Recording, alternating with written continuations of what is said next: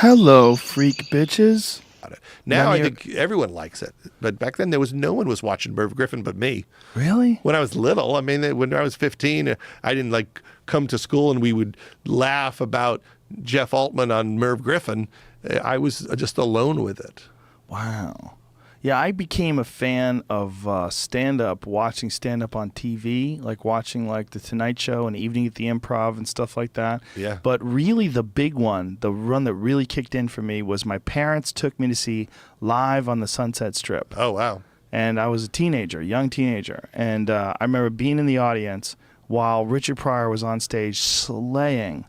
And people were laughing so hard, and I was laughing so hard. I looked around. I'll never forget this moment because I looked around at the crowd while the movie was going on, and all these people were like, falling out of their chairs, slapping their knee, holding their chest. And I was like, this guy's just talking. He's just talking, and he's this funny. Yeah. This is incredible. I'm like, this is an amazing thing this guy can do. Like, I'd never seen real stand-up before. I'd only seen, like someone on the Johnny Carson show do a couple minutes and tell a few jokes. That, in my mind, was what stand-up was. It wasn't until, and I'd listened to some of the old Bill Cosby stuff and some of the old Carlin stuff on records, but I'd never seen it, like seeing the movie Live on the Sunset Strip.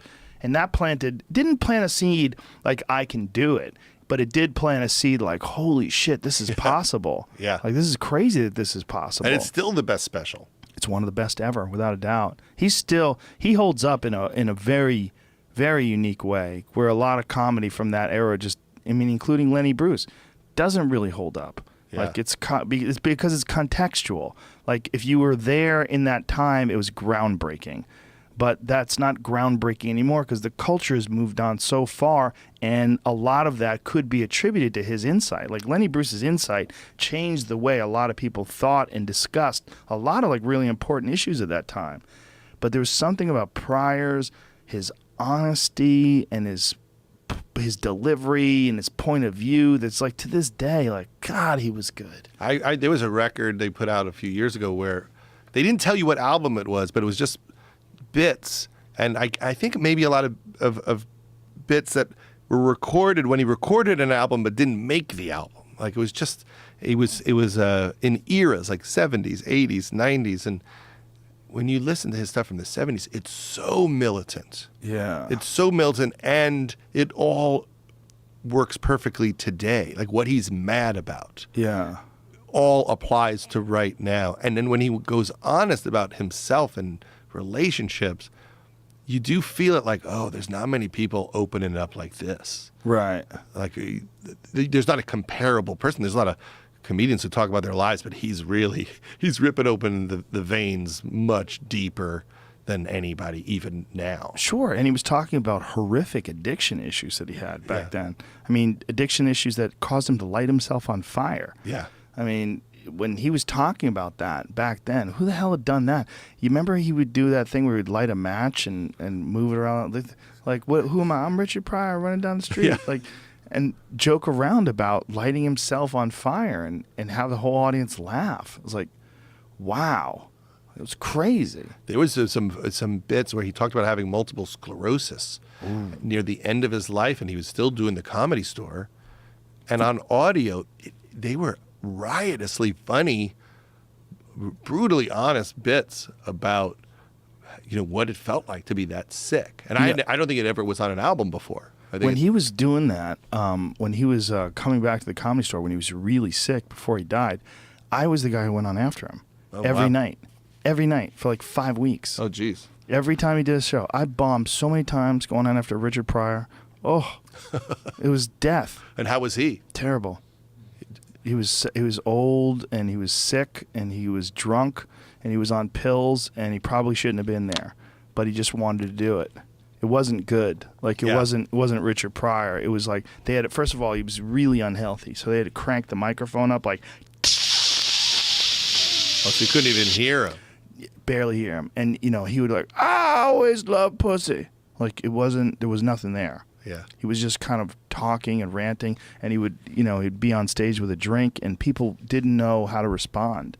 And they would give him this amazing round of applause when he got on stage. And it took forever for them to get him to the stage because Chewy, who worked the door, and this guy Dave would carry Richard Pryor to the stage and slowly just move him towards the stage. And all the time the people would be clapping, and then they would sit him down, and then they would put the microphone in place and crank that fucking thing up to 10, and then he would do his stand-up. But it was people almost like paying homage. Paying homage. They were there to see the great one. Yeah. You know, and he was there and he's still alive. It's like, wow, we're seeing like the greatest stand-up comedian of all time. He's right there. Wow. You know, it was more of that than it was like him doing really well. It was never like a good set. I never saw him kill. And then you would come out. I would eat dick. Just go up there and just eat plates of shit. People were so depressed. There's no way on. What was your attempt to pull out of it? I would go on stage and I would say, and now, ladies and gentlemen, an unknown white guy, after the greatest comedian of all time, this douchey-looking, Italian-looking kid. I would just make fun of myself for a few minutes, and and then sometimes I'd talk about how Richard Pryor was like, huge, because it would take a long time for him to get off the stage too. Yeah. So that was the other thing. Like I would get introduced by Jeff, who's a piano man, and I would pass Richard and Dave and Chewy as they were carrying Richard off. Like you'd have to kind of move around them and then get onto the stage, and then you'd have to say, Richard Pryor, ladies and gentlemen. And sometimes you see people's eyes, they're like, fuck. Like, what did we just see? Like, this is so depressing. Facing their own mortality. Yeah, absolutely, yeah. And, Richard, I remember, he wasn't supposed to drink, but he drank anyway, because they had him on all this medication. You're like, fuck you. He just kept drinking. Yeah, it was weird. It was dark. I remember meeting him at a birthday party. I went with Jim Carrey to his birthday party, and it was sad. I mean, it was sad to see somebody that ill, and then especially when you think of just the power of the guy. Yeah. Just how crazy funny he was. Because there's not that many people just to the core funny. I remember when Robin Williams used to come into the Improv in the late 80s, and he would kill so hard, there was just no way to recover. The room couldn't recover. It just, and there's not that many people who can do that now. I feel like people can follow each other now. Louis comes in and you go on after him, and and like he kills. But like when Robin Williams would come in, like you wanted to end the show.